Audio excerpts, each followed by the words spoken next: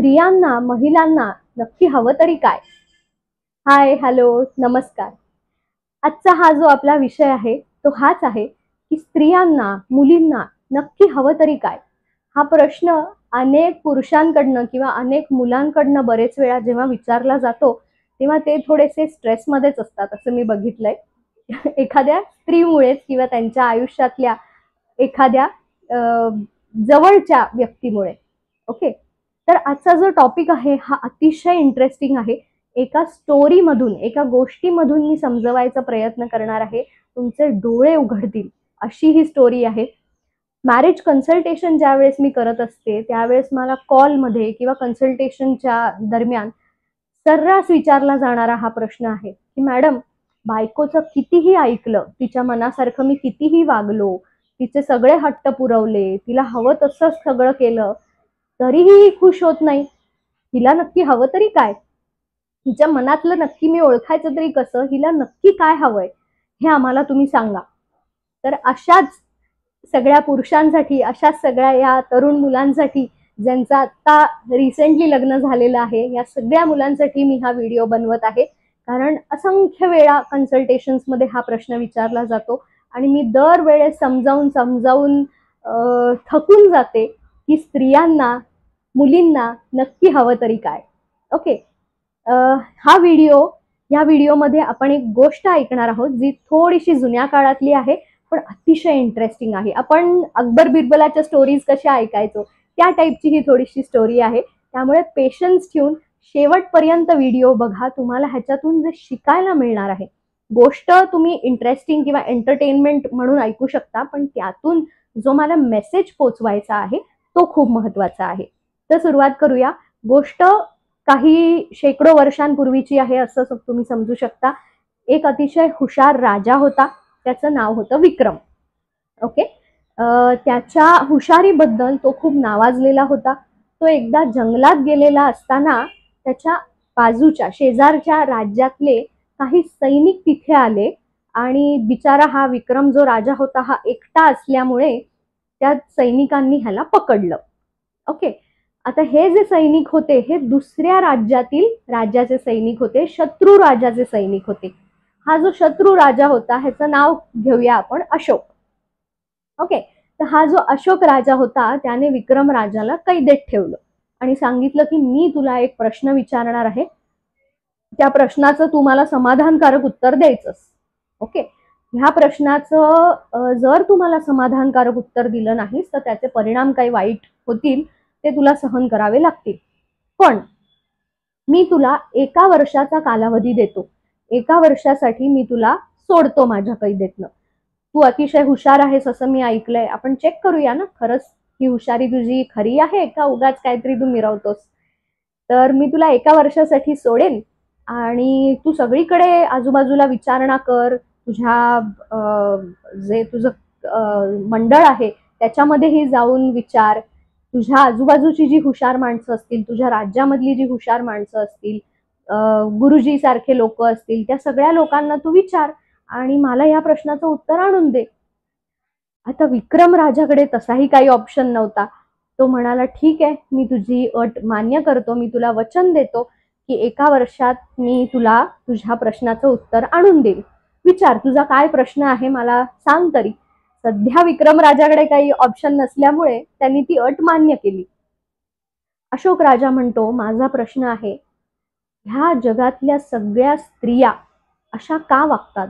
ह्यांना नक्की हवं तरी काय? हाच माझा प्रश्न आहे. बघा हा, नीट ऐका. विक्रम राजा म्हणतो, ठीक आहे, बरं, मला तुझा प्रश्न कळला. मी माझ्या राज्यात आता परत जातो. मला 1 वर्षाचा कालावधी दे. मी तुला प्रश्नाचं उत्तर सांगतो. तो विक्रम राजा त्याच्या राज्यात परत जातो. त्याच्या आजूबाजूच्या अनेक हुशार मंडळींना बोलवतो. चर्चा करतात, वादविवाद होतात ह्या प्रश्नाबद्दल. खूप रिसर्च तो करायचा प्रयत्न करतो. अनेक पुस्तकं वाचतो. अतिशय आजूबाजूच्या त्याच्या राज्यांमधनं जी काही हुशार मंडळी असतात त्यांना तो बोलवून घेतो. त्यांच्याशी विचार विनिमय करतो, पण त्याला काही समाधानकारक उत्तर सापडत नाही. त्याला असं वाटतं की असं उत्तर मिळालं पाहिजे ज्याच्याने की माझा जीवही वाचला पाहिजे आणि माझं राज्यही वाचलं पाहिजे. तर त्या लेवलचं उत्तर मिळालं पाहिजे ना, असं साधं सुद्धा उत्तर मिळून उपयोग नाही. आता काय होतं, वर्ष संपत आलंय, अगदी वर्ष संपायला आपण म्हणूयात की 2-3 दिवस उरलेत. विक्रम राजा पॅनिक होतो, घाबरतो की आता म्हणे मला उत्तर जर नाही मिळालं तर माझा जीव तर जाईलच. इतक्या वर्षांपासून कष्टाने जे उभारलेलं राज्य आहे ते राज्य सुद्धा या अशोक राजाच्या तावडीत जाईल, खूप प्रॉब्लेम होईल. पण तेवढ्यात या विक्रम राजाच्या दरबारात एक माणूस येतो आणि तो म्हणतो, एक स्त्री आहे जी तुला या प्रश्नाचं उत्तर देऊ शकेल. ती अतिशय म्हातारी आहे, विचित्र वागते, विचित्र राहते, अतिशय विचित्र अशी ती स्त्री आहे. एक म्हातारी आहे जी आपल्याच राज्यात एका लांब झोपडीत राहते. तू त्या म्हातारीला जाऊन भेट, ती तुला ह्या प्रश्नाचं उत्तर नक्की देईल. तर विक्रम राजा विचार करतो की आता मोठमोठ्या हुशार लोकांना उत्तर नाही देता आलं, ही बिंडोक म्हातारी मला काय उत्तर देणार. पण म्हणतो आता काय, सगळेच ऑप्शन संपलेले आहेत. शेवटी जाऊन भेटतो तो त्या म्हातारीला. ती म्हातारी अतिशय जखड, असे दात बाहेर आलेली, पोक आलेलं, हात विचित्र, बोट वाकडी तिकडी, चेटकिणीसारखं नाक, आणखीन कसं किळसवाणी दिसणारी घाणेरडी अशी ती म्हातारी होती. राजा म्हणाला, अरे देवा, कुठे येऊन मी अडकलो, ही मला काय उत्तर देणार. पण जाऊन विचारतो तिला. ती म्हणते, बघ, मी तुला प्रश्नाचं उत्तर तर देईन, पण मला पैसे, सोनं नाणं काही नको, माझी एक अट आहे. आता विक्रम राजा म्हणतो, हिला पण अट आहे काही ना काहीतरी. चल बाई, सांग काय अट आहे तुझी. मी तुला प्रश्नाचं उत्तर देईन, पण माझी अट अशी आहे की तुझा एक मित्र आहे, विक्रम राजाचा एक मित्र आहे, ज्याचं नाव आहे वीरभद्र. मला त्या वीरभद्रशी लग्न करायचंय, माझं त्या वीरभद्रशी लग्न लावून दे, असं ती म्हातारी म्हणते. ओके. आता विक्रम राजा पडतो पेचात. तो म्हणतो की अरे ही काय अट आहे, तुझं वय काय, तू दिसतेस कशी, तू राहतेस कशी, तुझं त्या हुशार रुबाबदार वीरभद्रशी मी कसं लग्न लावून देऊ. पण ती म्हणते, नाही, माझी हीच अट आहे, मला दुसरं काही नको, मला त्याच्याशीच लग्न करायचंय. आता एक नवीन माणूस आपल्या पिक्चर मध्ये येतोय, आपल्या स्टोरीमध्ये येतोय. ह्याचं नाव आहे वीरभद्र. वीरभद्रच्या कानावर ही सगळी गोष्ट जाते. तो म्हणतो, ठीक आहे ना राजा. आता हा जो विक्रम राजा आहे, हा वीरभद्रचा अतिशय घनिष्ठ जीवलग असा मित्र असतो. तर वीरभद्र म्हणतो, तुझा जीव वाचणार आहे, ह्यामुळे तुला तिच्याकडनं काहीतरी उत्तर मिळेल जे तू अशोक राजाला सांगू शकशील. तुझा जीव वाचवण्यासाठी, आपलं राज्य वाचवण्यासाठी मी त्या म्हातारीशी लग्न करायला तयार आहे. ठीक आहे. विक्रम राजाकडेही काही ऑप्शन नसतो. तो म्हणतो, ठीक आहे, चल, मी नेतो तुला तिच्याकडे, तुमच्या दोघांचं आपण लग्न लावूया. म्हातारी खुश होते. खुशी खुशीत दोघांचं लग्न लागतं. म्हणजे म्हातारी खुशीत असते, वीरभद्र फारसा खुशीत नसतो. लग्न लागतं आणि एक दिवस म्हातारी वीरभद्रला स्वतःच्या झोपडीत बोलवून घेते. तर वीरभद्र डोक्याला हात लावतो, म्हणे ही मला कशाला उगाच झोपडी बिपडीत बोलवते, हिच्या झोपडीत जाऊन मी काय करणार आहे, मला काय मिळणार आहे, कशाला मी जाऊ. पण म्हणतो, ठीक आहे, आता हिने बोलवलंय, काहीतरी मदत हवी असेल तिला एखाद वेळेस, म्हणून जातो. आणि जसं दार उघडतो तसा तो अचाट होतो, एकदम सरप्राईज होतो. कारण त्याच्या समोर जी मुलगी बसलेली असते ती अतिशय सुंदर अशी, नाजूक अशी एक तरुणी असते. खूप सुंदर असते ती, म्हणजे तिच्याकडे बघून तो एकदम असा मोहक नजरेने तिच्याकडे बघायला लागतो. ती म्हणते, मी ही तीच म्हातारी आहे जिच्याशी तुझं लग्न झालंय. तो खुश होतो, म्हणे, वा, छान, चांगली गोष्ट आहे, पण माझी एक अट आहे, म्हणे. वीरभद्र म्हणतो, अजून एक अट आहे, आता काय झालं की लग्न तुझ्याशी. ती म्हणते, हो, माझी एक अट आहे, पण आपण स्टोरीला थोडंसं इथे थांबवूया, थोडं मागे जाऊया. Okay.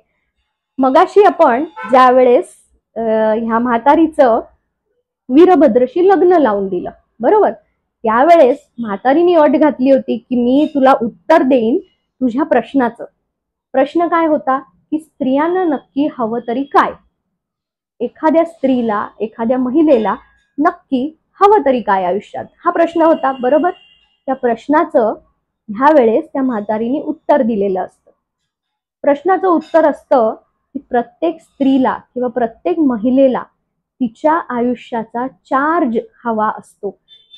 She wants to be in charge of her life.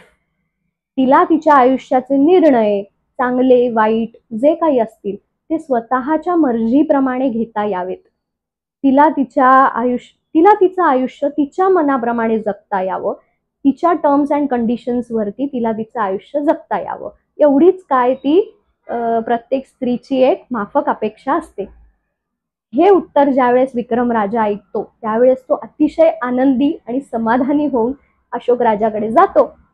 Ashok राजालाही ते उत्तर पटतं. अशोक राजा त्याला सोडून देतो त्याच्या तावडीतून आणि विक्रम राजा आपल्या राज्यात येऊन एकदम आनंदाने सुखाने त्याचं राज्य परत सुरू करतो.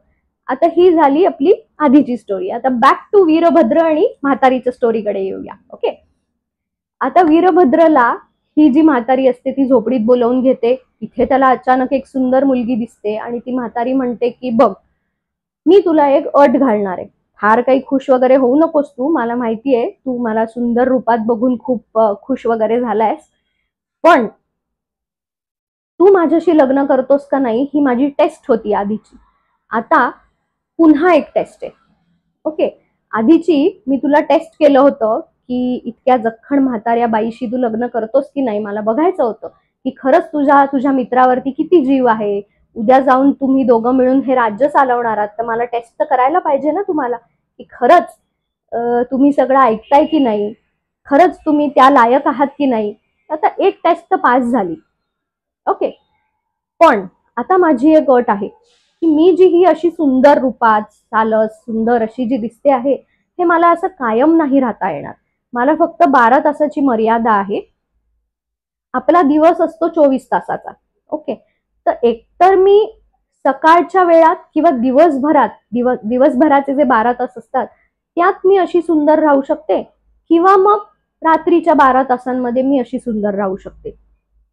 आता वीरभद्र पडला पेचात की अरे हे काय आता नवीन परत, ही जर दिवसा सुंदर दिसली तर रात्री ही म्हातारी होणार, म्हणजे झाली का माझी पंचायत. आणि जर ही दिवसा म्हातारी राहिली आणि मी जर माझ्या आजूबाजूच्या सगळ्या लोकांना सांगितलं की माझी बायको तर अतिशय म्हातारी अशी आहे, मला नाही आवडत ती वगैरे असं, पण ही जर रात्री अतिशय सुंदर झाली तर मग माझी मज्जा आहे, बरोबर.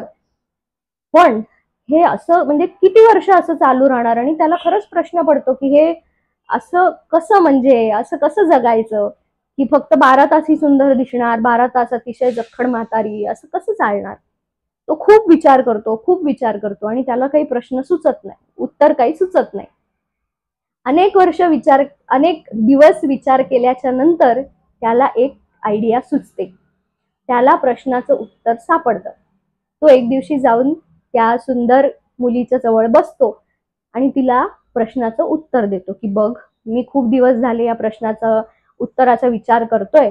काही केल्या मला उत्तर मिळत नव्हतं, पण काल का कुणास ठाऊक मला एकदम उत्तर सुचलं. माझं उत्तर हेच आहे की तुला हवी तशी तू राहा. तुला 12 तास सुंदर दिसायचंय, तुला 24 तास सुंदर दिसायचंय, का तुला 24 तासही म्हातारीच्या रूपात राहायचंय, तुला जसं हवं तसं तू जग, तुला जे हवं ते तू कर, माझं कशाबद्दलही काहीही म्हणणं नाही.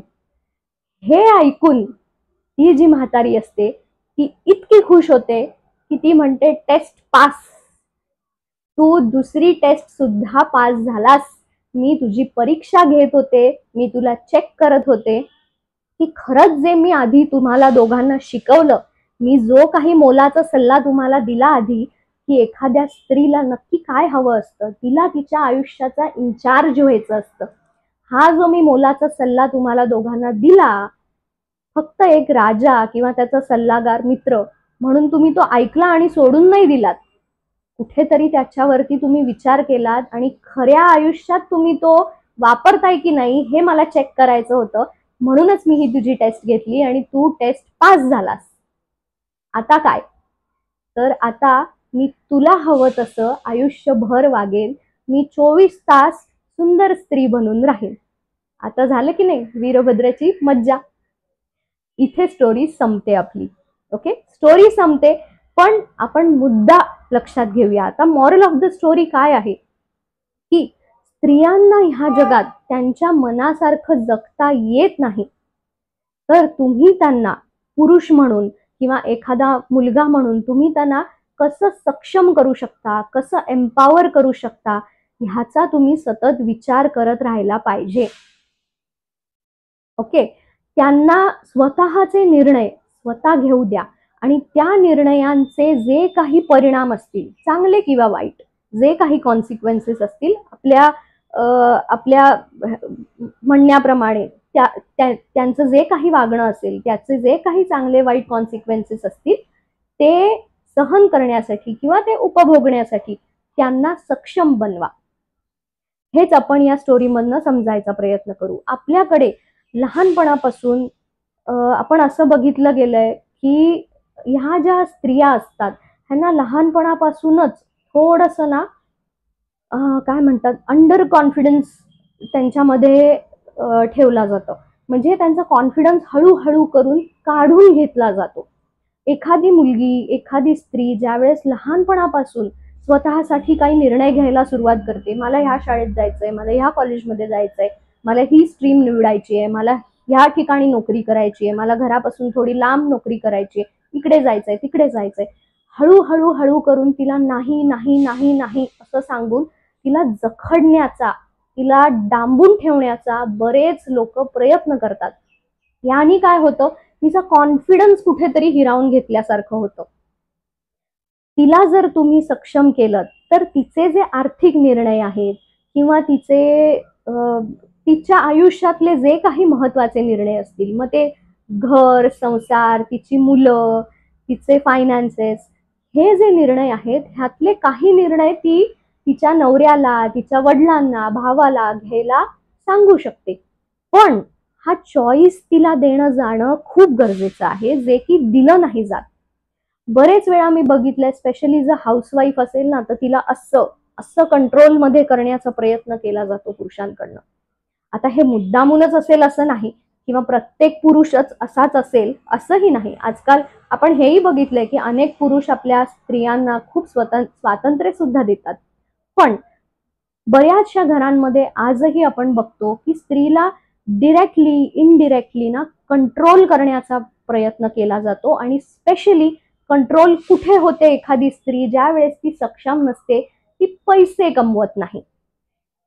पुरुषांकडे बरेच वेळा अनेक गोष्टींबद्दलची इन्फॉर्मेशन असते, घर, रिअल इस्टेट, त्यानंतर इन्व्हेस्टमेंट्स, पैसे कसे आणायचे कमवून, कसे खर्च करायचे, कुठे इन्व्हेस्ट केले पाहिजेत, या सगळ्या गोष्टींची इन्फॉर्मेशन पुरुषांकडे असते. पण ते ही इन्फॉर्मेशन स्त्रियांना पास करत नाहीत, त्यांना सक्षम बनवत नाहीत ह्या इन्फॉर्मेशनला जाणून घेण्यासाठी. त्यांना हे माहितीच नसतं, स्त्रियांना हे माहितीच नसतं की बाहेरच्या जगात काय चालू आहे. घरातल्या छोट्या छोट्या अगदी क्षुल्लक कामांना त्या इतकं मोठं करून ठेवतात. मग जसे की म्हणजे स्वयंपाक करणं, क्लिनिंग करणं, घराची साफसफाई करणं, बेडशीटच्या घड्या घालून ठेवणं, ही जी छोटी छोटी कामं आहेत ना, त्यांना मग त्या इतकं आवाजवी महत्व देतात या हाऊसवाईफ्स. हे का होतं? कारण त्यांचं ना एक सेल्फ डिफेन्स मेकॅनिझम ट्रिगर होतं की माझा नवरा इतकं बाहेर जाऊन काय काय करतो, पैसेही कमवून आणतो, पण मी दिवसभर रिकाम टेकडी बसलीये. पण हे त्याच्या लक्षात यायला नको, त्याच्या नजरेत यायला नको, म्हणून ती बाई आपलं काही ना काहीतरी छोटी छोटी छोटी छोटी कामं काढून उगाच काहीतरी दिवस आपला ढकलायचा प्रयत्न करते किंवा उगाच असं काहीतरी दाखवायचा प्रयत्न करते की मी काहीतरी महत्वाचं काम करते. बरोबर? हे तुमच्याही घरात घडत असेल. हे होऊ नये. आता मी कुठल्याही स्त्रीला किंवा महिलेला इथे कमी लेखायचा प्रयत्न करत नाहीये, उलट त्यांना जागरूक करण्याचा प्रयत्न करते. हे होऊ नये म्हणून तुम्ही काय करावं? ओके. बरेच वेळा पुरुष काय करतात की महत्वाचे जे डिसिजन्स असतात त्याच्यात महिलांना इन्व्हॉल्व करून घेत नाहीत. अनेक वर्ष ज्या हाऊसवाईफ्स असतात, ज्या स्त्रिया घरातच असतात, त्यांना घरातलंच आपलं जग किंवा स्पेशली किचन मधलं जग हे इतकं मोठं वाटायला लागतं, कारण त्या घराच्या बाहेरच पडलेल्या नसतात, त्यांनी बाहेरचं जग बघितलेलंच नसतं. बाहेर नोकरी करणं, घराच्या बाहेर पडून ट्रॅव्हल करणं, पैसे कमवून आणणं, हे किती कठीण झालेलं आहे, ह्या सगळ्या गोष्टी त्यांना माहितीच नसतं. कोणी त्यांना त्या गोष्टीची जाणीवच करून दिलेली नसते, त्यांना सक्षमच केलेलं नसतं. मग हे ज्या वेळेस होतं ना, त्यावेळेस कुठेतरी तो कॉन्फिडन्स त्यांचा डाऊन होतो. ओके, उगाच नाही आपल्या समाजाने स्त्रियांना इतके वर्ष घरी बसवलेलं, कारण त्यांना माहिती होतं की स्त्री जर घराच्या बाहेर पडली तर तिला या सगळ्या गोष्टी कळतील आणि कुठेतरी ना ते हे जे आहे ना कंट्रोलमध्ये ठेवणं ते होणार नाही. आणि ह्याचं सगळ्यात मोठं कारण जे आजच्या मुलींना कळलेलं आहे की आपले फायनान्सेस जर आपण मॅनेज केले तर आपण कोणावरती डिपेंडंट होणार नाही. पण तरीही मी बघते फक्त हाऊसवाईफ्सच नाहीत, वर्किंग वुमन सुद्धा, ज्या स्त्रिया काम करतात त्या सुद्धा बरेच वेळा आपले फायनान्सेस मॅनेज करायला लग्नाच्या आधी वडिलांकडनं मॅनेज करून घेतात, लग्नाच्या नंतर मे बी नवऱ्याकडनं मॅनेज करून घेतात, त्यानंतर नवऱ्याच्या नंतर मे बी आपल्या मुलाकडनं, भावाकडनं, ह्यांच्याकडनं. असं का? पैसे कमवणं ही जशी एक कला आहे, तसं कमवलेला पैसा कुठे इन्व्हेस्ट करायचा, तो कसा कुठून येतो, कुठे सेव्ह करायचा, घरातले फायनान्सेस कसे चालवायचे, ह्या सगळ्या गोष्टी सुद्धा स्त्रियांनी समजून घेणं तितकंच महत्वाचं आहे. आणि एका पुरुषाची जबाबदारी ही आहे की त्यांनी हे स्त्रीला समजावून सांगायला पाहिजे, तेव्हा जाऊन कुठे तिच्यातला कॉन्फिडन्स डेव्हलप होईल, ती जाऊन 4 गोष्टी शिकू शकेल, स्वतःहून करू शकेल. काही नाही तर तुमचं घरातला संसाराचा जो पैसा आहे तो तरी आणखीन चांगल्यारीत्या वापरू शकेल. बरेच वेळा पुरुष आपल्या आयुष्यातले जे मोठे महत्वाचे निर्णय असतात, जसं की रिअल इस्टेट, घर घेणं, कुठे घर घ्यायला पाहिजे, कसे पैसे इन्व्हेस्ट करायला पाहिजेत, ह्या गोष्टी स्त्रियांशी शेअर करत नाहीत. आणि मग स्त्रिया काय करतात, ते घर बघायला गेल्यावरती त्या उगाचच ना त्रुटी काढत बसतात त्या घरातल्या, की नाही हे घर बरोबर नाही, हे लहानच आहे, ह्याचं किचनच धड नाहीये, ह्याची गॅलरीज बरोबर नाहीये. हे का होतं?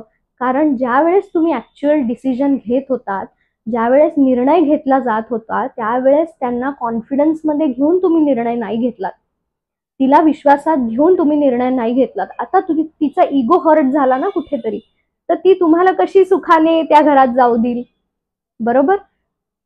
तर ह्या सगळ्या पुरुषांना मला हेच सांगायचंय की तुमच्या आयुष्यातली जी कोणती स्त्री असेल, जी कुठली समजा तुमची बायको आहे, तुमची आई आहे, बहीण आहे, त्यांना जर बाहेरच्या जगातलं ज्ञान नसेल, प्रॉपर्टी विषयी, पैशांविषयी किंवा मुलांच्या एज्युकेशन विषयी, जर त्यांना काही गोष्टी नसतील माहिती, त्या एज्युकेटेड तर आहेत, तुम्ही त्यांना समजवायचा प्रयत्न करू शकता.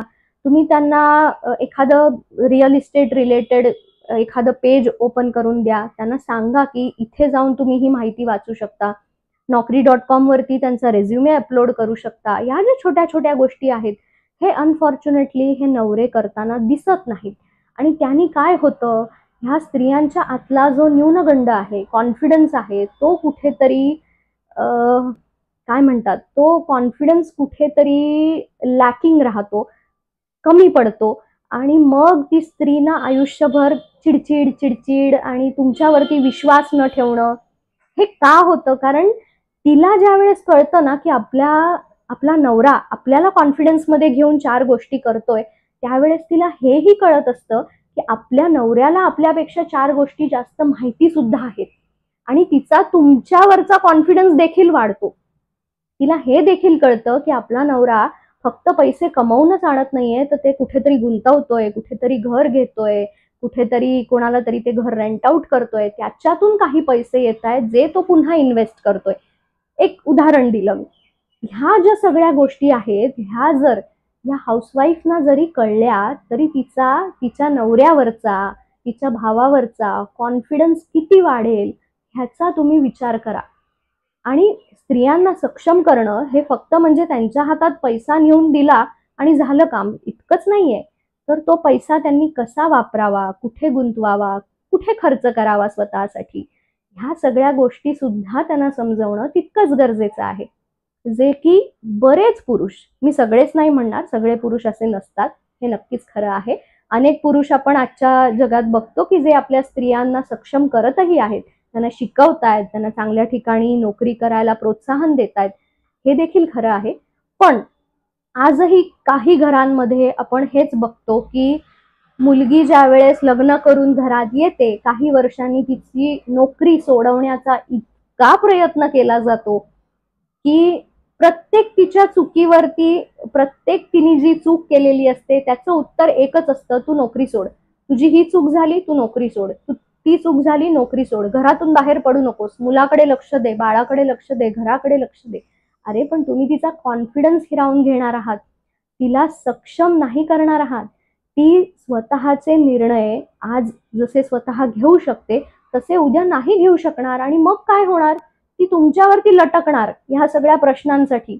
आणि मग मुलांना तेही आवडत नाही की यार हिला काही डिसिजन मेकिंगच येत नाही, ही कायमच चिडचिडी असते, कायमच रागवलेली असते, ही समाधानीच होत नाही, हिला कितीही काही घेऊन दिलं तरी हिला समाधानच मिळत नाही.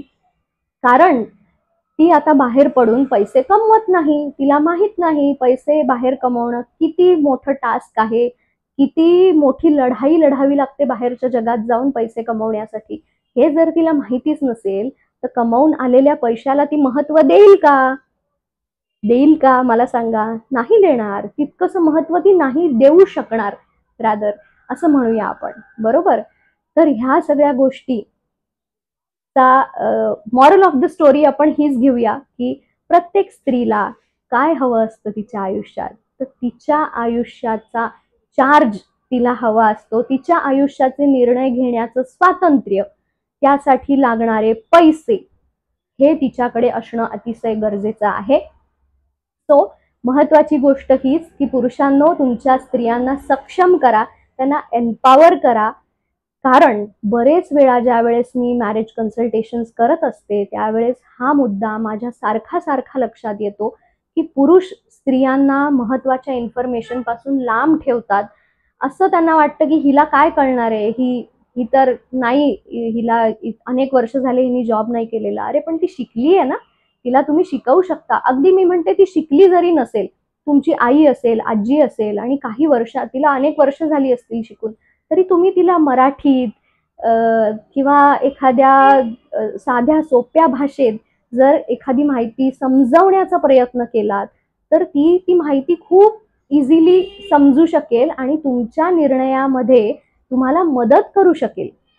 जर तसं नाही केलं तर ती सतत रडतच राहणार आहे, कंप्लेंटच करत राहणार आहे आणि सतत चिडचिडीच राहणार आहे की मला हे नाही आवडलं, ते नाही आवडलं, मला तुझ्यावरती विश्वासच नाही, तू बरोबर निर्णय घेशील का नाही मला माहित नाही. आणि ती म्हणजे तिच्यामधली एन्झायटी खूप जास्त दाखवण्याचा प्रयत्न करणार आहे कारण ती इनसिक्युअर आहे, बरोबर?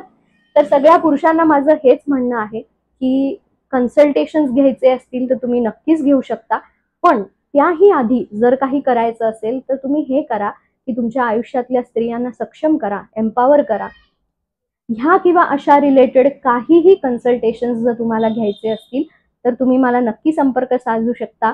माझा संपर्क क्रमांक, कॉन्टॅक्ट नंबर हा डिस्क्रिप्शनमध्ये आणि कमेंट्समध्ये दिलेला आहे.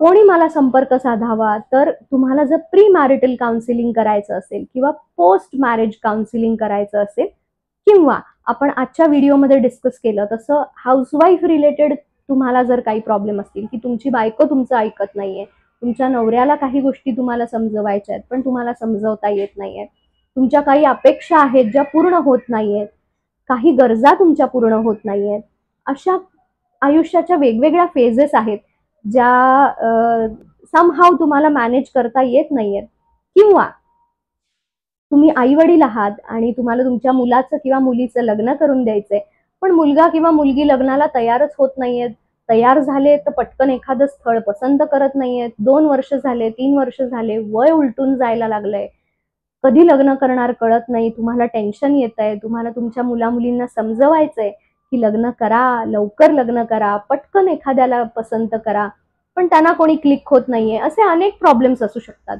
किंवा मग लग्न झालंय आणि लग्नानंतरचे अनेक प्रॉब्लेम्स आलेत, प्रेग्नन्सी रिलेटेड काही प्रॉब्लेम आहेत, फायनान्स हा तर आपल्या भारतीय समाजात खूप मोठा एक डिवोर्सचं कारण म्हणून समोर येताना दिसतोय. किंवा दुसरं कारण म्हणजे इनलॉज, तुम्हाला तुमच्या इनलॉज कडून काही प्रॉब्लेम आहे, ते तुमच्या गरजा समजून नाही घेऊ शकत आहेत, किंवा तुम्ही एकत्र कुटुंबात राहताय, तुम्हाला काही अडचणींना सामोरं जायला लागतंय. अशा माझ्या सगळ्या मैत्रिणी, सगळ्या स्त्रिया, या सगळ्या स्त्रियांना माझं म्हणणं आहे, किंवा तुम्ही पुरुष असाल तरी तुम्हाला अशा काहीही कन्सल्टेशन्सची जर गरज असेल तर तुम्ही मला नक्की संपर्क साधू शकता. माझा संपर्क क्रमांक दिलेला आहे. तर धन्यवाद. व्हिडिओ आवडला तर चॅनलला नक्की सबस्क्राईब करा आणि कमेंट्समध्ये मला लिहून पाठवा की ह्या टॉपिकबद्दल तुम्हाला काय वाटतंय. खरंच स्त्रियांना त्यांच्या आयुष्याचा चार्ज देणं गरजेचं आहे का? तुम्हाला ह्याबद्दल काय वाटतं? खरंच हे उत्तर समर्पक आहे का, की एखाद्या स्त्रीला नक्की काय हवं, तिच्या आयुष्याचा चार्ज तिला हवा असतो? हे उत्तर तुम्हाला समाधानकारक वाटलं का? पटलं की नाही? ह्या सगळ्याचं मला उत्तर लिहून पाठवा आणि व्हिडिओला नक्की लाईक आणि शेअर करा. तुमच्या आसपासच्या स्त्रियांमध्ये सुद्धा शेअर करा. ज्या तुमच्या मैत्रिणी असतील, हाऊसवाईफ्स असतील किंवा वर्किंग वुमन असतील, त्या सगळ्यांना हा व्हिडिओ नक्की शेअर करा. आणि माझं तर म्हणणं आहे तुम्ही सगळ्यांनी मिळून कुठेतरी, स्त्रिया जर असतील तर तुम्ही व्हॉट्सॲप एखादा ग्रुप बनवू शकता. तिकडे हा व्हिडिओ शेअर करून तुम्ही चर्चा देखील करू शकता. माझे जे काही व्हिडिओज आहेत ना, हे खरंच म्हणजे प्रत्येक स्त्रीनी बघून आपल्या मैत्रिणीशी, आपल्या बहिणीशी चर्चा करता यावी असेच हलके फुलके व्हिडिओ आहेत. फार काही अगदी गहन विचार सांगितला ह्याच्यात असं नाही, पण आयुष्यामधला फार मोठा एक काय म्हणता येईल, एक टर्निंग पॉइंट असू शकतो तुमचा. जर तुम्हाला हा मुद्दा व्यवस्थित कळला तर तुमचं आयुष्य बदलून जाईल, जर तुम्हाला हा विचार पटला तर. ओके, असेच हे व्हिडिओ आहेत, हलके फुलके असले तरी फार महत्त्वाचं काहीतरी सांगून जाणारे आणि आयुष्य बदलवून टाकणारे, तुमचे डोळे उघडणारे व्हिडिओज असतील. ह्या पुढेही मी असे व्हिडिओज जर घेऊन यावेत असं तुम्हाला वाटलं तर मला नक्की संपर्क साधा. कमेंट्समध्ये लिहा की अजून आम्हाला असे व्हिडिओज बघायला आवडतील. ओके, धन्यवाद.